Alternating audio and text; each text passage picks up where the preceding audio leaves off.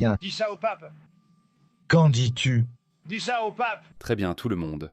Je suis sûr qu'à présent, vous avez tous entendu parler de cette récente querelle entre le pape Léo, né aux États-Unis, et le président Trump. Maintenant, tout d'abord, je veux juste dire une chose. Si le pape peut faire des commentaires politiques, alors pourquoi ne pourrait-il pas être critiqué pour ses opinions politiques? Pourquoi? Je ne comprends pas pourquoi, tout à coup, ils font passer Trump pour une sorte de personne maléfique ou de blasphémateur simplement parce qu'il critique le pape Léo pour ses, je suis désolé de le dire, arguments pathétiques, wokistes et de gauche. Pourquoi ne pourrions-nous pas le critiquer? S'il se limitait à parler de sa religion sans impacter les autres, on pourrait le laisser tranquille.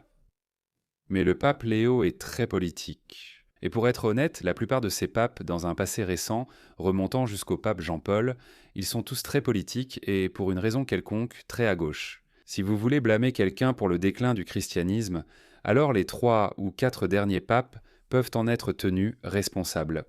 Alors laissez-moi vous donner une chronologie de cette récente querelle entre le pape Léo et le président Trump. Comme vous le savez, le pape Léo est le premier pape né aux États-Unis.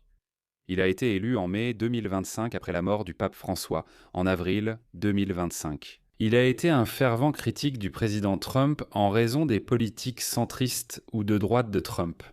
Voici donc une chronologie de cette récente querelle. Le 12 avril 2026, Trump lance la première attaque directe dans une longue publication sur Truth Social. Il juge le pape Léo laxiste face à la criminalité et mauvais en politique étrangère.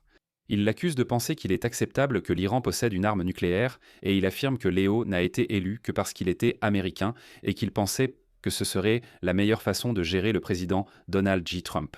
C'est un argument valable. Et il dit au pontife de se ressaisir en tant que pape, d'utiliser son bon sens, d'arrêter de céder à l'extrême gauche et de se concentrer sur le fait d'être un grand pape, pas un politicien.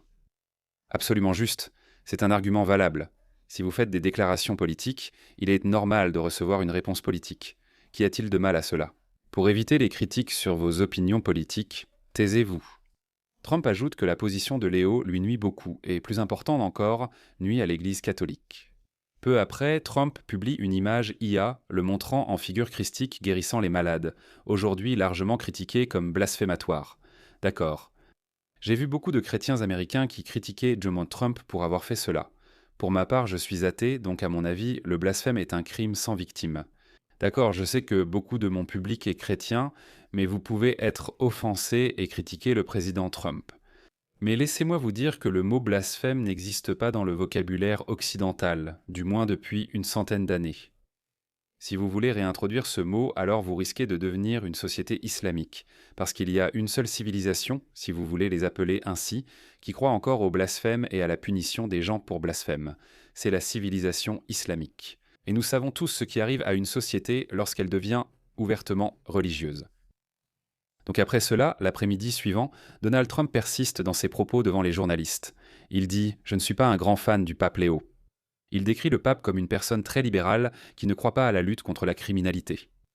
Il insiste sur le fait qu'il a tort sur ces questions et déclare qu'il n'a pas à s'excuser.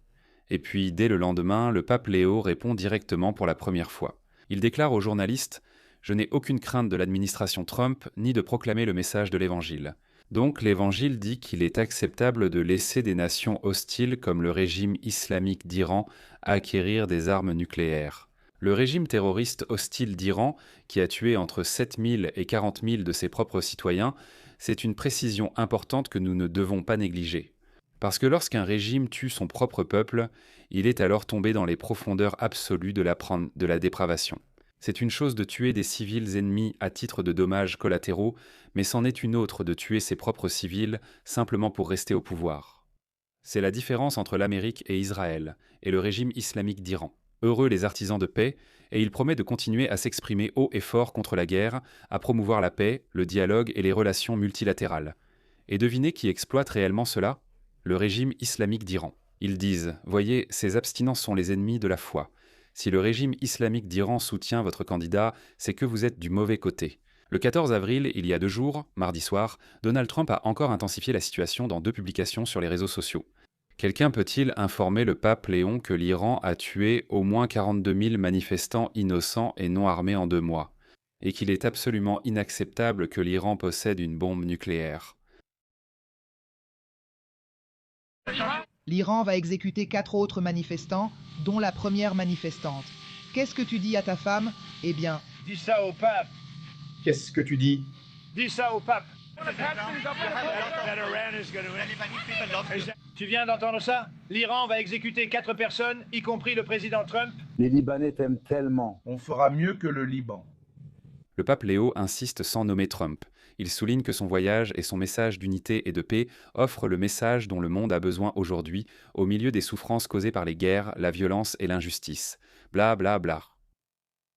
Dernière publication sur Truth Social. Les Irano-Américains soutiennent toujours Trump. Écoutez. C'est le régime islamique fanatique que le pape Léo défend. Le régime islamique à la télévision d'État a accidentellement admis avoir tué 42 000 personnes. Ce religieux sur la photo admet « Si c'est pour le djihad et l'islam, cela en vaut totalement la peine et nous irons jusqu'au bout. » Merci de diffuser cette vidéo pour sensibiliser. Nous le ferons. 42 000 personnes ont été tuées aujourd'hui. Que nous...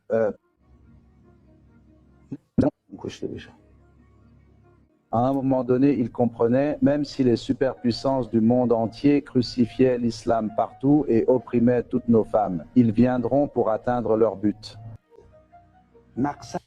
Désolé, il n'y a pas de sous-titres pour cela, donc je me fie simplement à ce qu'il dit. Je doute que ce soit un mensonge, car il y a beaucoup de personnes persanes dans les commentaires, et elles auraient dit que son affirmation est fausse. Regardez ce pape. Nous devrions avoir moins peur de l'islam. Pape Léon, qu'est-ce qui ne va pas? Comme je l'ai dit, si vous voulez blâmer quelqu'un pour le déclin du christianisme, alors c'est ce genre de personne qu'il faut blâmer. Quand les musulmans détruisent l'Europe, il dort. Quand les musulmans massacrent des chrétiens en Afrique, il dort. Quand les musulmans brûlent des églises dans le monde entier, au Pakistan en 2024, j'en ai parlé. 2024, 2023, ils ont attaqué un quartier chrétien et ils ont incendié 22 églises en une seule journée. Je parie que vous n'en avez entendu parler de la part d'aucun pape. Mais quand l'Amérique a bombardé un régime tyrannique qui veut détruire toute la civilisation humaine pour atteindre ses objectifs eschatologiques, alors le pape Léon intervient rapidement pour les défendre. Et oui, qui peut oublier que le Vatican a été la première entité à signer des traités avec Hitler et Mussolini. Alors, chers catholiques, si votre pape fait des commentaires politiques, il n'y a rien de mal à critiquer ses opinions politiques.